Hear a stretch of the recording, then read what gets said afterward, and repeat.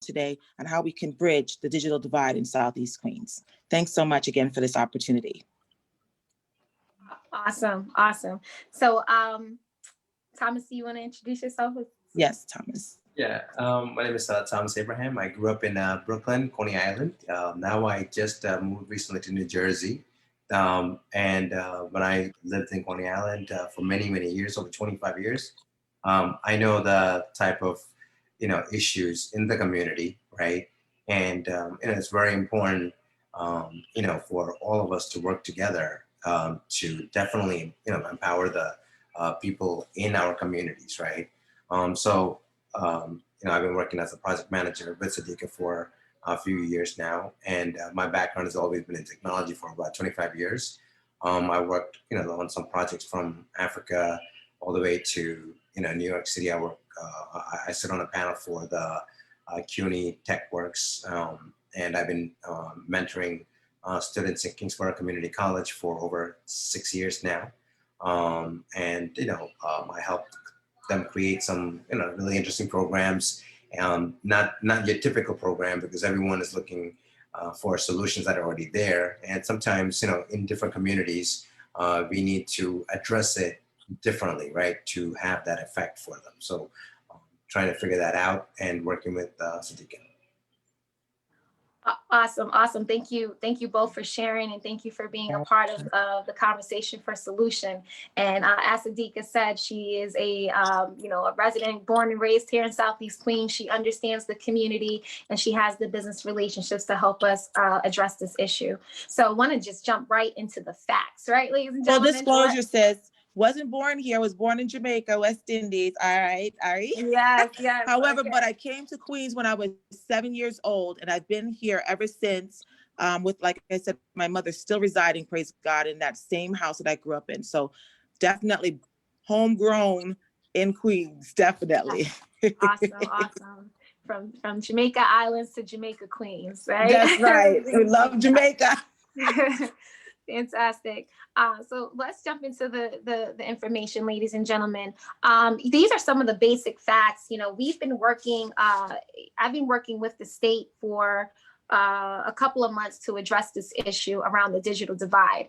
And when the COVID pandemic broke out here in our district specifically, we saw the challenges of the inequity that exists in terms of internet access. When the government had mandated us to shelter in place due to this COVID pandemic, we took for granted the fact of Wi-Fi and technology, right?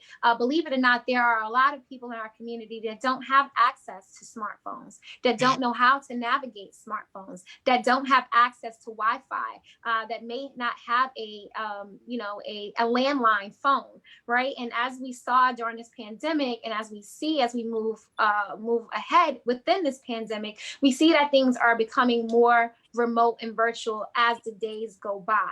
So it's critical, and even in some aspects of our district, ladies and gentlemen, it's even life and death that we actually address this issue, right?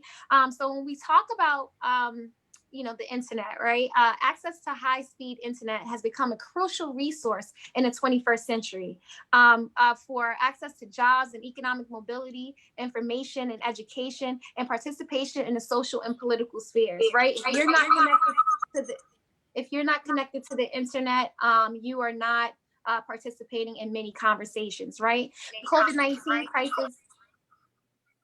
I'm getting an echo. The COVID-19 crisis has completely transformed the way society approaches teleservices. As many of you know, many of you have been visiting your doctor online, right? You're doing video conversations with your doctor, and that's going to take place more and more as we move ahead into this pandemic. The number of households that are accessing the internet through cellular data plans are growing, and the available data regarding the digital divide in Southeast Queens underscores the importance of expanding access to critical support services in New Yorkers that face risk to their well-being. And what does that mean, ladies and gentlemen? There are so many studies that various universities and subject matter experts have championed and doing an analysis on the digital divide, and they're getting their information. They're doing this assessment through cellular towers. They're getting the understanding of where people are calling from, who people are calling by the cellular towers. Now, the challenge for Southeast Queens is that if we're lacking, if we're lacking towers, in our community, we're lacking that infrastructure where universities and think tanks can actually do a good comprehensive assessment of our community, because we don't have the infrastructure, right? So we're being left out in conversations all across the board, and we have to fix that. Families and the nonprofit sector serving at-risk populations must have the necessary equipment or device to carry out their work. And I asked that question earlier. And for those of you that are watching, just drop in the chat. On a scale of 1 to 5, how well do you think Southeast Queens is doing in terms of getting access to technology? I know Sadiqa has been championing scholarship opportunities to give out free equipment to our community. But we need more of that, right? So on a scale of 1 to 5, how well do you see us doing in terms of ensuring that the families in our community actually have the equipment that they need to participate in the digital conversation? Here are some basic demographics of our district. This is a part of, now this is the 10th senatorial district, which also includes Far Rockaway, Jamaica, Springfield Gardens, right? So when we think about the demographics for this district, for part of the district, is 47% of Black or African descent, 22% Latino. So we're well over 75% a community of color, right, ladies and gentlemen? And then when we think about this slide, was very important to me, because when we talk about the digital divide, it's also an information gap. So we have to think about the demographics, the age demographics that exist in our community, which the two major demographics is our baby boomers and our millennials. Right, baby boomers and our millennials. So you can tell right there through that age gap that there's a conversation gap taking place, right? Where you'll find that most millennials are very savvy with their technology. We kind of grew up in this space where you see that a lot of the baby boomers, and congratulations to you if you are a baby boomer and you are on this line and you are able to download Zoom and start a Facebook page, you are the elite of your group.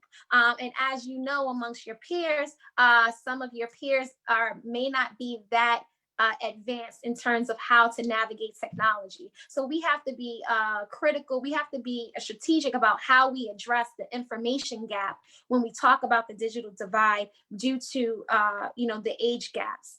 Does that make sense? Awesome. So I think that is important. Here is a slide that shows, the presence of computer types of household subscriptions, right? So as you can see, 7% of our population, ladies and gentlemen, that is over 3,000 people. 3,000 people in our community that do not have access to a computer. That's 3,000 families that are being left out of the conversation as we move forward into this digital world. 9% have a computer without an internet subscription. That's over 5,000 people who have the internet and does not have an internet subscription. So how are they accessing technology? How are they accessing broadband? How are they accessing Wi-Fi? It's not consistent. I tell people that, growing up as a child in this community, we didn't have the internet growing up. I was one of those families in Southeast Queens who actually had a computer, but didn't have access to the internet because we couldn't afford it. And I had to go to a community center to actually print out my house. I could do some aspects of my work on my computer, but then that's when floppy disks were around. You had to save everything on the floppy disk and then, go to another location where you could use the internet and print those things out, right? And even that community center was shut down. So we want to be clear about how to address the different socio-demographic issues within our community as it relates to the digital divide. So as we can see here, there's 7% of our population that does not have access to technology that must be addressed. And then we have 9% of the population that does have access to technology, but no Wi-Fi.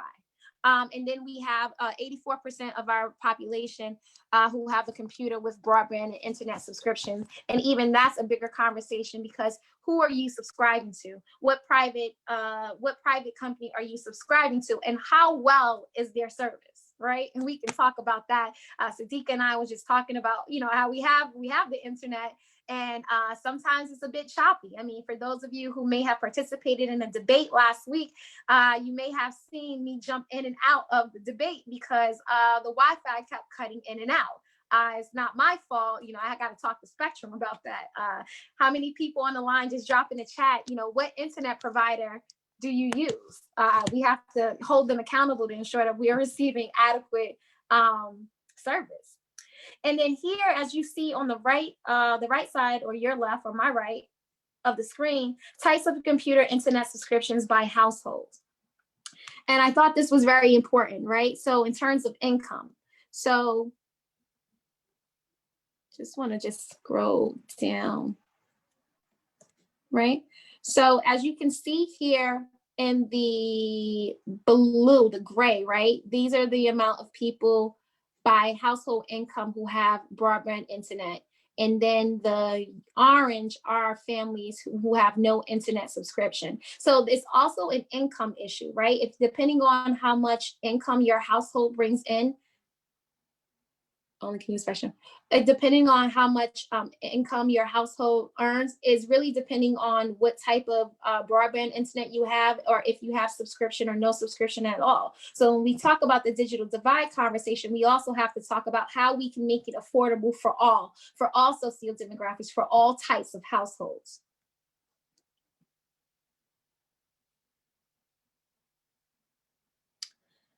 Children without the internet in a community district. This is very important. As we know, like the schools were shut down due to the storm. So many of the children in our community have to participate in remote learning. And here's the numbers. And this is directly from the Census Bureau. As you guys see down at the bottom, you can always go to the census to check this information.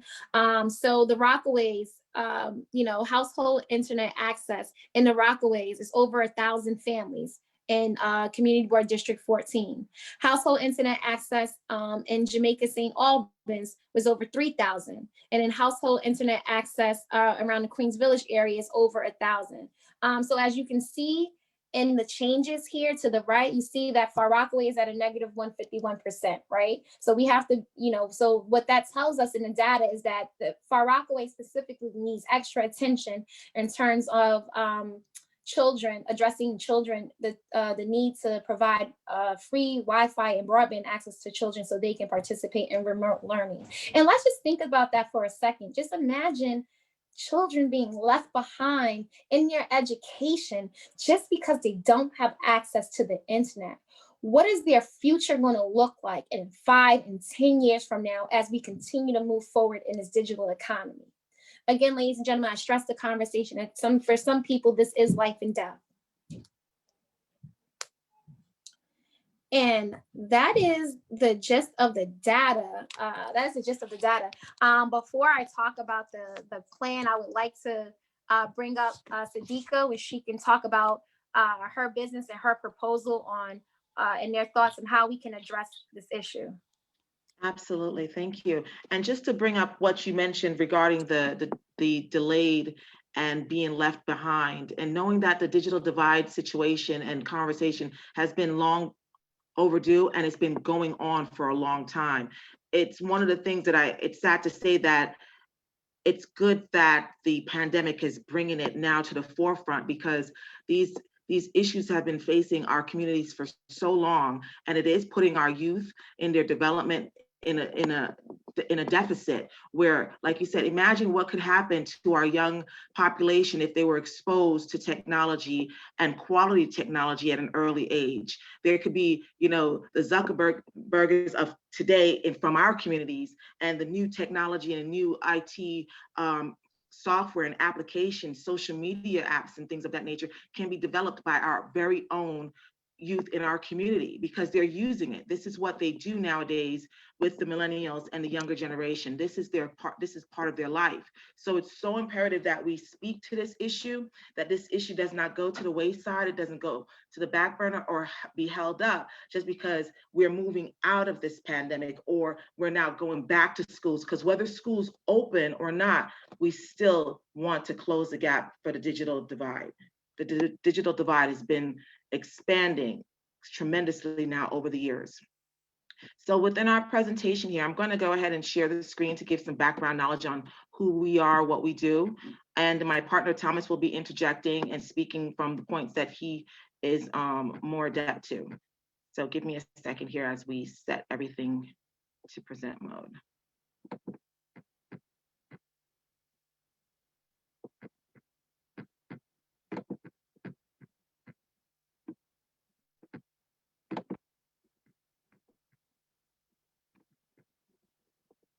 And ladies and gentlemen, in the meantime, if you're watching on Facebook or if you're on the chat, just drop in the chat, what service provider are you using now? Do you use Spectrum? Do you use Verizon Fios? Who are you subscribed with?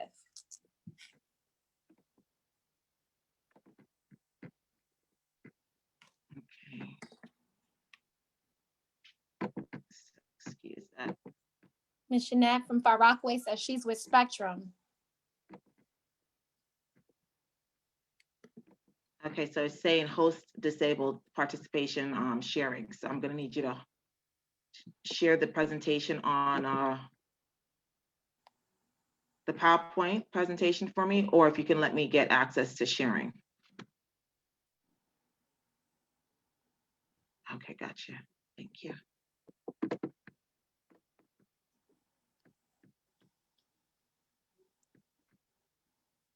Got it.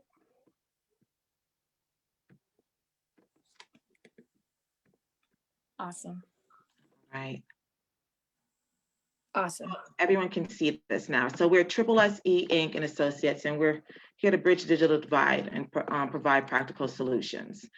So our company here is, as you can see, a business management consulting, and I'm not going to read to you, but I just wanted to just point out some points regarding our company. We want to be the one-stop shop for all business development strategies and provide professional consulting services to business development, to startups, to established organizations, professional individuals, everyone. So we've been working in this space for, it's going on 14, 15 years now. However, my professional background has spanned over 20 years in the industry as a system analyst, system web design, and systems integration specialist. So those are some of the skill sets that I've been developed over the years. I had completed my bachelor's degree from Syracuse University for Management Information Technology. And that was when I was introduced to this amazing industry called information technology. So it took me till I got into my late teens as a, young adolescence to first see technology. And thank God for today, I'm here presenting to you from my own business. But imagine where we could be if I was familiar with technology at a younger age. Because just like Latoya, I did not have internet connection when I was in grade school. And I did have to use those floppy disks. And I think it was because I'm a little bit older than you, Latoya, I think I was on a word processor. So there was no floppy disk at that time. We were just printing paper and presenting it to our teachers. So imagine how far we could have been if we had the same opportunities that we have today. So this is so crucial. So our services that we offer: management consulting, IT consulting, and if anyone has any questions, we have a Q&A at the end of the meeting, but definitely put it in the comments in case I'm saying something that seems a little foreign to anyone. And web development, ER, enterprise resource planning, systems integrations, networking, custom application development. So it's anything relating to systems, anything relating to web-based applications. We're a company that's well-versed in, and we're devoted to the success of our clients, and we take our business and our clients' business seriously. And now we're gauging into opening our doors to anyone, young, old, the youth, and the elderly. So it doesn't matter who, we're opening our doors to you, and we want to make sure that we make this IT world more mainstream that everyone can understand. So as I said, our company has capabilities and certification with New York City, New York State, pending recertification, of course. And those are our NIAX codes for the businesses that we've worked and projects that we've done in the past. Those codes would coincide with a lot of the services that we're offering to the community right now. So here we are, COVID-19 pandemic. So it came in and it really knocked us off our feet. And as LaToya mentioned, the need for being online became very critical. And it's not only to the children in school, but for also the elderly. And I emphasize this because I cannot be removed from the fact that I have my mother, who, like I said, is 82 young, and thank God she's still with us. And she was affected tremendously with this COVID-19. We had to take her to the hospital right in the midst of this pandemic in April, and she was able to come out, thank God, and recovered from COVID after having and suffering a stroke. From that, now fast forward, it's almost a year from her recovery, and now she's wheelchair bound. She's not able to get online. She's not able to do anything on the computer, but she needs to access telecommunications through her to her doctors. But if it's not for my siblings or myself, she would not be able to do this. And having critical connectivity is essential for everyone. So these are things this is why it's really near and dear to my heart, because I know I'm not the only one that has loved ones that need this service or need these type of situations to be taken care of. We're being affected no matter who we are. So I'm speaking from that standpoint because we know that the kids of today with their remote learning, it's essential for them to have that connectivity and the technology. But imagine, what are we doing for our elderly, those that are not so well versed, as LaToya mentioned, with the digital divide, as the generational gaps as well. And what do they do? We don't want to leave them behind either. So what we want to do is provide some type of source and resource that's going to benefit both spectrums, the young, those regarding their remote learning, and the elderly for their health's sake, because they need to have their medication, they need to have their prescription, they need to have access to technology to access these things and to access their doctors. So there's two things that we went over, as LaToya mentioned in her in-depth and wonderful presentation, to ensure everyone was connected with the connectivity issues that we're dealing with, and the use of technology, or the lack thereof, providing laptops. One of the positions that I was able to be a part of, and this was something that I took away from my father, who passed away in 2016, so it's going upon 5 years now. He was an advocate for education. He focused on going to school, getting a good education and getting a good degree and doing good for the community. And for that, we created a scholarship program. From that point, that scholarship has raised over $20,000 of scholarships towards those that are in need of any services that they wanted to study in school. We now partnered with the Gateway JFK Business Improvement District. And with that, they are now providing $2,500 scholarship to two individuals, one that is located inside the bid boundaries. And if you want to go on their website, you can find out if you qualify. And the second one to anyone who's interested in aviation technology and engineering. So those two things are amazing, because we want to provide scholarship opportunities, as well as the second part of the scholarship was to provide laptops for those that are in need. So we wanted to work with companies that are in our location to provide the device and to provide the technology that's out there. So we're not only just speaking and presenting to you, but we have action behind what we're doing here. And then of course, the last part here is the use of technology, providing some technical support. If you can imagine, which is what we're going to discuss later, having a community base. We know we have our public library system, and they're doing well right now, but right now they're closed. Right now we're kind of stuck in an isolated situation. But imagine having a tech support that's right in our community, that's going to be addressing the needs of our community. So those are the things that we want to speak to in this presentation. So for the first solution, we want to talk to some of the concerns. Why can this happen? How can we all come together and collaborate to correct these issues? Because sometimes when you're working with the city and the state, it's kind of slow. However, the private sector and the private industry require some immediate benefits. And we want to create that bridge to also see how we can work together with anyone who is interested in collaborating with us so that we can put action to words and taking the presentation off the screen and into our communities. So going into the solution here, our website, I would like to have my partner Thomas speak on this, on having an informational website that's going to be geared specifically to the community of Southeast Queens and how that website will benefit the community at large. Thomas? Yeah. So one of the challenges that I think I have seen from many communities, right, is that where do you actually go and find this information that you need? Where do you get the update? So a lot of times people have felt like they're in the dark. They know something, the digital divide. They may have heard it once or twice, but they don't know how to access, or they don't know how to. They don't know where to go for support. They don't know where to go for help, right? So I think it has to be very clear and transparent to the community. And then a lot of times the transparency is not there.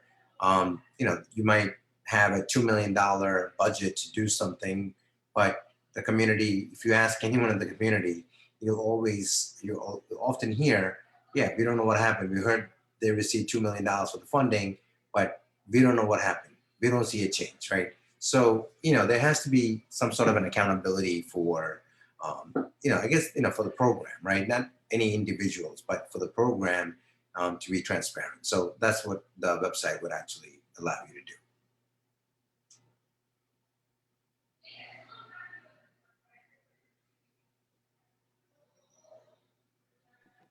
Thank you, Thomas. Is everyone still seeing the screen?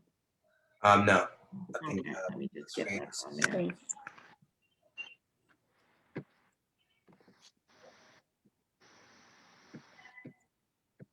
Is that still up for everyone to see or no? Okay, let me. Nope, not yet. Just a second here.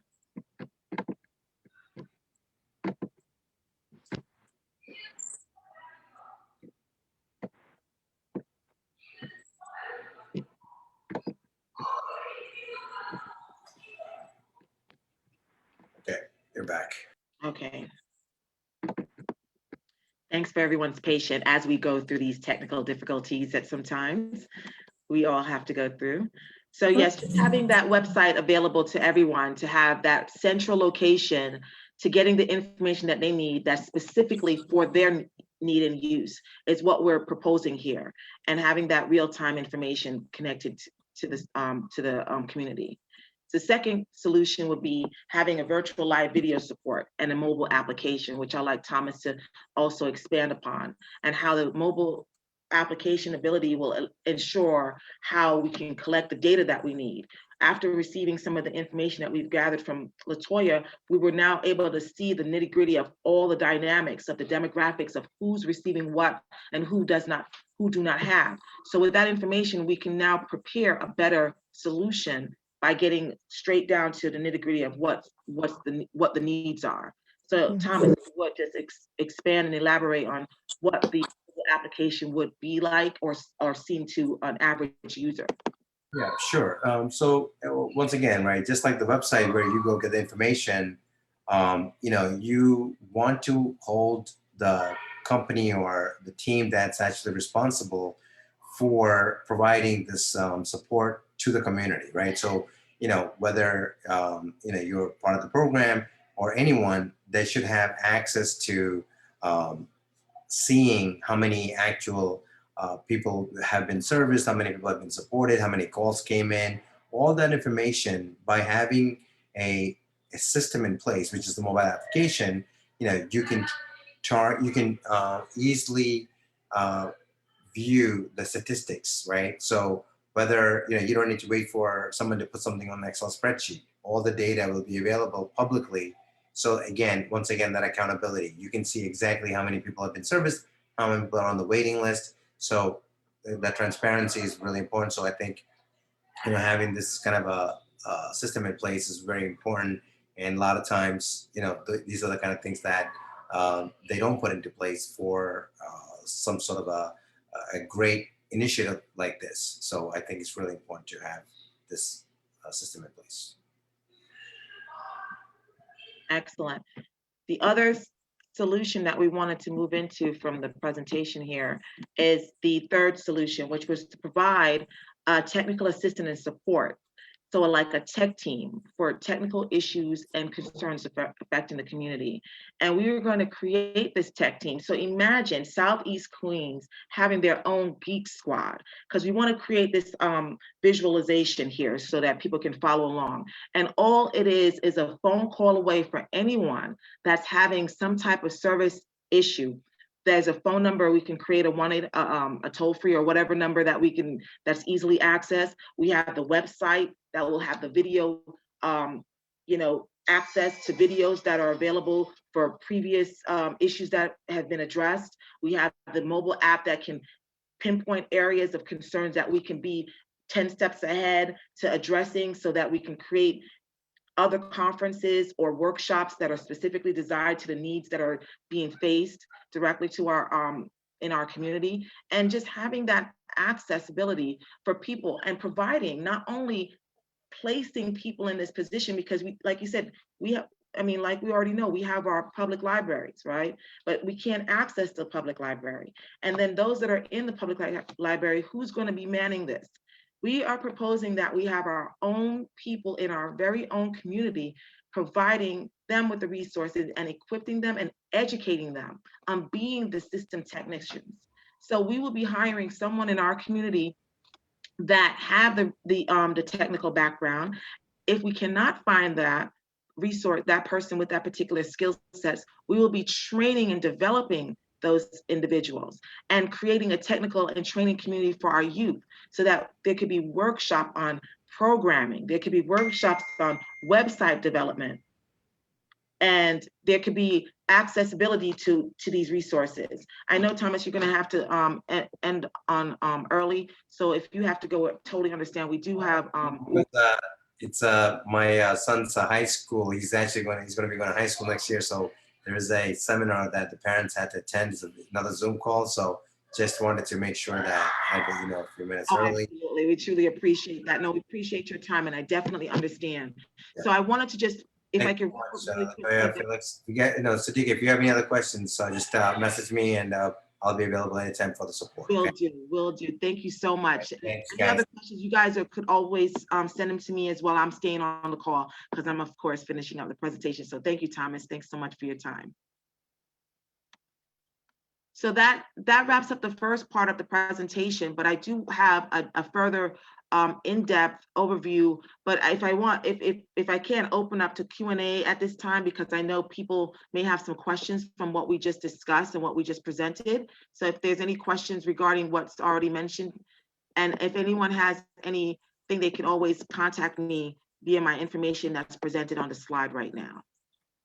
Yes, awesome, fantastic, Sadiqa. Thank you so much for sharing that presentation. I'm like so excited listening to you roll that out, and I'm glad I got a chance to hear from you and share that, because you provided 3 specific solutions that are just so critical, and I'm just so excited, for your leadership and you taking a lead as a community leader here. And I would just say that, I think the biggest solution that stood out to me was the tech team, and that tech team is so important. And one of the things that I like to tell the community is that I'm not talking about if and when I'm elected into this office, because we have to do the work now. We don't have to wait till February 23rd to get this work done. So in terms of the audience that is watching, please, if you would like to participate in solving the issue of the digital divide, please send your contact information to Sadiqa. It's all about creating a working group in our community that is going to champion solving this solution.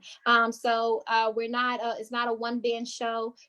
Everyone has a role to play. I see Ms. Brenda Temple's on the line that talked about the digital information gap for our NYCHA residents. Ms. Temple, you can be that champion where you are part of that teaching cohort with Sadiqa and myself, where we will help train you, and then we can do a train-the-trainer model all throughout Southeast Queens. To add to that, while you guys are getting your questions or comments ready for me and Sadiqa, we had partnered. I have been a partner with Google for close to 2 years now. So for those of you on the line that have nonprofits, or even for-profits that are really serious about becoming a trainer to close the digital information gap, please reach out to Sadiqa. Please reach out to myself. But reach out to Sadiqa. Sadiqa's going to be the point person for this digital divide conversation. Please reach out to her, and we will do everything we can to sign your nonprofit up and your business up as a partner with Google, where you become a trainer in Google curriculum. The other aspect that we're talking about here is that there's an opportunity for business owners, right? The market is wide open. The market is about to be wide open when we talked about the Internet Master Plan. And I want to talk about that just for 2 minutes, not a lot, but just for 2 minutes, just so people can to know, because there may be some entrepreneurs out there that say, hey, I want to start a business in technology. I want to provide broadband service. You know, I want to be a part of that. We need that. Those resources are very essential. Absolutely. Look forward to that. So definitely, please, without further ado. Absolutely. So, you know, if you have an understanding of fiber optic lines, you know, this is not my field. There's subject matter experts out there for us, but, you know, please reach out. Now is the time. There's an opportunity for business owners to get involved in this industry to help create more broadband services. There's an opportunity for trainers who are educated in digital technology to educate other populations. There's an opportunity for people to sell tech products and services, right, to our community. So there's 3 specific areas that we need to address. And I love Sadiqa's presentation because it encompasses everything that we need. As you guys start getting your questions or comments ready, I want to show you guys, I think it's important that we all understand what plans are out there for the community. So there is a, let's see what that is. There is an Internet Master Plan that has been championed by the mayor of New York City to address the digital divide issue. And I want to bring this up because I think it's important for everyone to read or to have an understanding of what the city is doing. So can you see my screen? Can everyone see my screen, Sadiqa?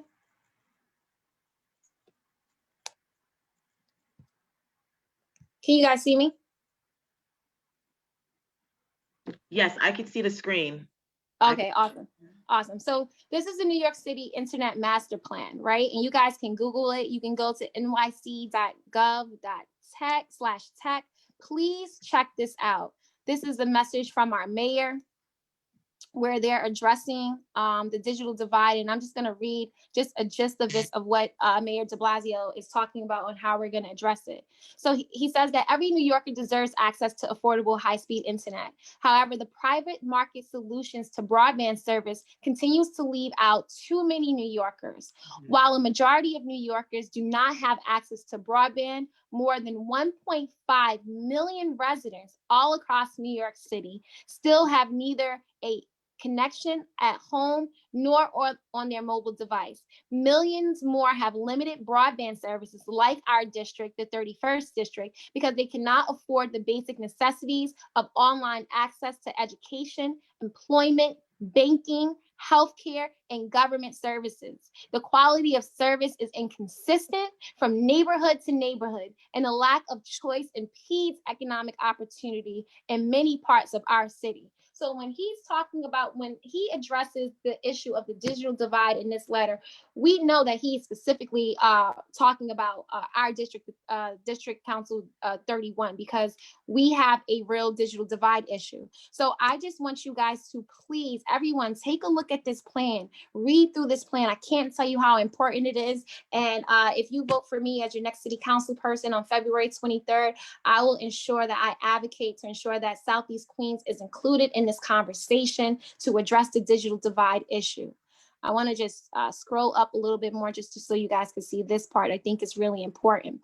So when they talk about expanding on the Internet Master Plan, the city's role, this is what they're talking about. They're talking about increasing the permit use of private property.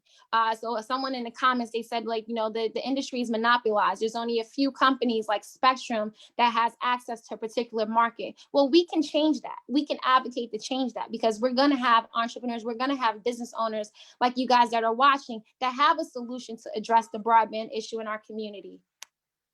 That have a way to address the broadband issue in our community, and we want to be a part of the solution. They have a plan here for the infrastructure, to optimize existing infrastructure, to build new open access infrastructure that can support multiple operations, right? So this is an opportunity for us to get into industry that we may not necessarily be represented in. And then service, install, operate, and maintain infrastructure and equipment, and acquire and support subscribers. Ladies and gentlemen, this all sounds like economic opportunities to me. Look at this page right here we talk about. And this is the biggest one. This plan is going to create over 165,000 jobs. Over 165,000 jobs. So we can literally transform Southeast Queens in the next 4 years through this one specific plan, ladies and gentlemen. And it's so desperate for us to take a look at this. So I think it's important for us to have a educated constituency download this plan. I'm going to drop it in the chat. I'm going to put it on my Facebook page so you all can take a look at this, and let's have more conversation about how we can prioritize Southeast Queens in this master plan. Absolutely. I think, and I totally agree on this master plan and the information that you provided, LaToya. It's so essential and critical. It was only because of you sending that information to me that I was aware of what's going on. We've seen so many times with de Blasio that and not to fault or say anything negative, because we want to keep moving forward and be progressive. We saw the laptop distribution. We saw the thought of getting people the equipment and getting it out there. We're not looking for another photo op opportunity. We're looking for solutions, because it doesn't make sense for our kids to have this wonderful fancy laptop and it be a paperweight. We don't need that. We want to make sure that we're an invested community, that we have some stake in the community and we have the knowledge. So we need to research that document. I noticed it was an 88-page. We've been going through it with my team on all the areas that they're covering, because we need more internet service providers in our community. There's a map, I think, on the first part of the documents, and it shows how there was like less than. There's possible areas of New York and Queens throughout the 5 boroughs that have no internet service connection, no internet service providers.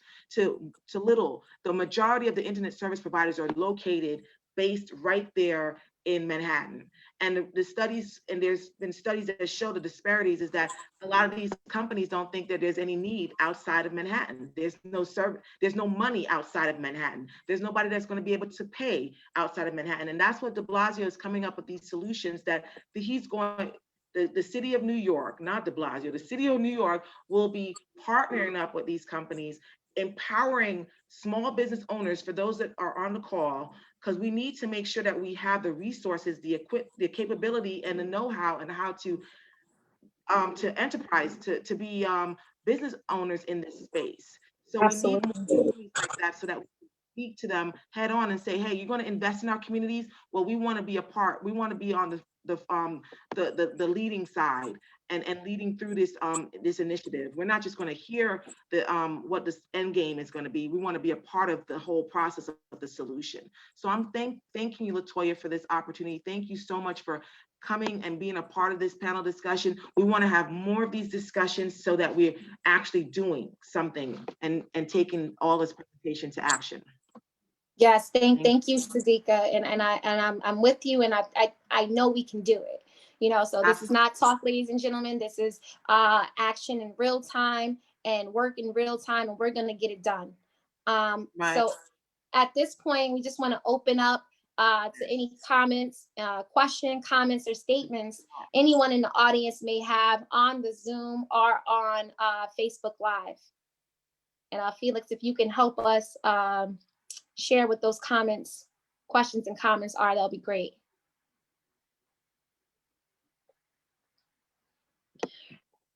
Anyone in the chat have any questions or comments?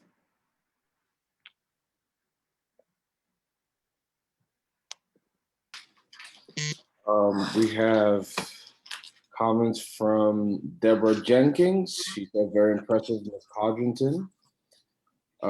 Preston Baker, great information. Brenda Temple, needs senior training and setup for NITRA-free tablets. It's like giving a steak dinner to a toothless person. Help. True. Well said. Yes, she also mentioned solution for senior training. I believe this was in response to what you were saying before. Social distance training at open community centers, one-on-one or small groups. We have the tablets, but not tech savvy. Also, Brenda Temple, in-person training is imperative for seniors. Please address. And also, Brenda Temple, I need one-on-one. If you can do that for me, I'm on board to assist. Awesome. Awesome. So I guess I'll address it first, and then if you have anything to say, Sadiqa, please add. So yes, you know, Ms. Temple, one-on-one is a requirement. And what's really interesting is that Rockaway Ocean Bay actually has a computer room. So I was just talking with the executive director out there about putting on a class. So perhaps after this part 3, if Sadiqa is okay with it, part 3 to this session could be us actually launching that training specifically in Far Rockaway, where we do that in person, one-on-one, you know, digital divide education for you and the seniors.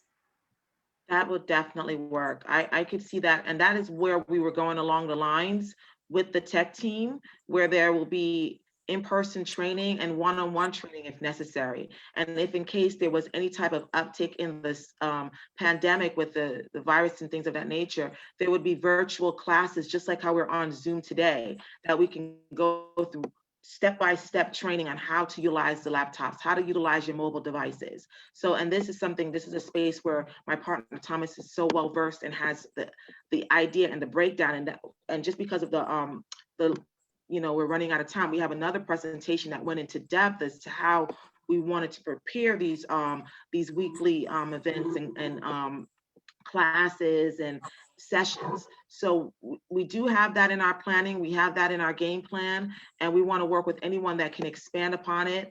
And what we are working on doing is just working with anyone that is able to show us locations, because that's another place, like you said, the community centers, we have the public libraries, we have all the resources, that space that's available, and we want to put those space into good use. So that could definitely be a part 3 in this discussion. Sure, absolutely. Awesome. I know Jeanette is on the line. She asked a question about the company's proposal and actually who funds it. So one of the exciting things about funding opportunities is that, and which is why I'm really excited, is that, you know, the money's never the issue, ladies and gentlemen. There is, as we can see during this pandemic, where trillions of dollars has been allocated from our government to various different issues, including the COVID pandemic. Money is never the issue. It's what strategy that you use to go out to receive the money. So in terms of funding to help close the digital divide, you know, in an area like our district, the 31st district, that clearly, according to the data, is desperately in need, there are foundations, public sector and private sector dollars out there that are looking to park their money somewhere to solve this issue. So what we need, we just need the community infrastructure, and the community infrastructure looks like this. The community infrastructure looks like Sadiqa in her proposal. It looks like you participating in these conversations. It looks like us coming together to the table or to our digital devices like we are now, to agree on a specific plan to address our needs. And then what we do is we take that plan and we advocate to ensure that it's a part of the political conversation, and we advocate that plan. We push that plan onto foundations in the private sector to secure funding to meet these needs, right? Because there are many organizations out there that have set aside funding for communities in need. And clearly, as what we just saw in the data, the 31st district is in desperate need to address this digital divide. And if I may just add to that, and that is something that we're so proud of, and what we want to make sure that we take the lead, and we're not here to compete with anyone. We are opening our arms, opening our doors to partner and collaborate with anyone that is willing to add to or incorporate what we are setting up, because gone are the days that they will say that there were no one in our community. There was no one in our community that looked like us, that lived in our area, that know what we're talking about, that could provide these services and solutions. We are here. In my business alone, I've worked so many times with minority and women-owned businesses. I've worked with the major prime organizations and agencies and authorities that look to find certified companies that are registered with the city and the state to identify them and saying, we need to identify where the minority and women-owned business are. And for most companies, they would say, we don't have that demographic in this particular space. No, we don't want that to be an excuse, because the money is out there. The opportunity is endless, and there's too much room. There's too much room for there to be any competition. We're not here to shut anybody out. We're not here to not share our presentation and our proposals, because we want everyone to know we're here, we're existing, and we want to make this work. We don't want to be standing on this anymore and to allow this divide to get any bigger.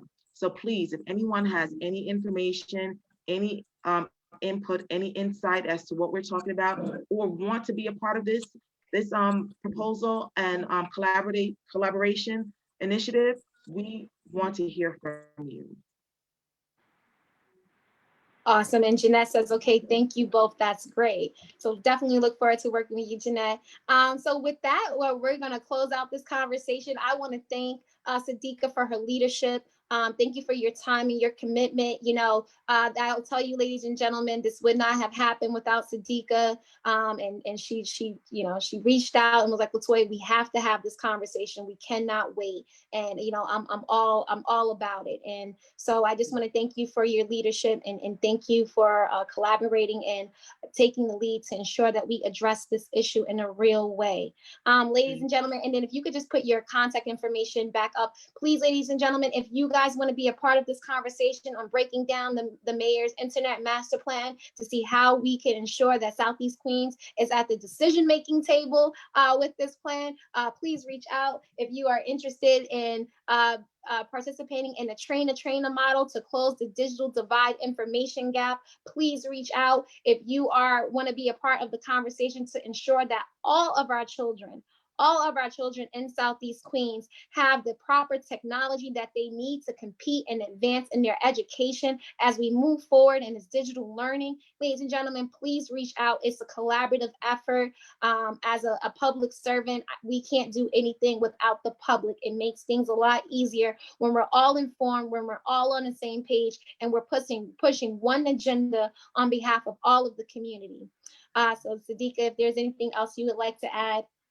Yeah, definitely spread the word out to everyone that is on the call. We truly appreciate your time for coming out to being a part of this discussion, your questions, your concerns, your interests. We truly appreciate any and all of it. And if anyone needs to reach me, I tried to send out my email. I'm trying to share the screen again for that contact information, but anyone can reach me at my email address. I'm trying to send it out into the chat so that you could access me. Okay, that the chat will be fine. In the meantime, as we close out in our closing words, ladies and gentlemen, of course, you know that is a special election taking place for our next city council member on February 23rd. I want to share with you guys, if you don't know, that the voting laws has changed. There is something in place called ranked choice voting, where you have an opportunity to vote for up to 5 candidates if you so choose to. You do not have to vote for 5 candidates. You can vote for 1 candidate, but you can vote up to 5. So we wanted to take the time to just do a quick voter education. If you see at the top, you know, if you believe, hope that you can vote for me as your first choice. If you vote for me as your first choice, this is how you have to fill out the ballot. It's very important for us, you know, as we talk about moving forward with our civic power, that people know how to properly fill out the ballot, because if you fill the ballot out wrong, your vote will be thrown out. And we don't want any voter suppression. We want every voter voice heard through this process. So this is the official ballot. I am number 8 on the ballot. If you choose me as your first choice, this is the proper way to fill out the ballot, okay? And special election early voting starts on February 23rd from February 13th to February 21st. And then the special election date is on February 23rd.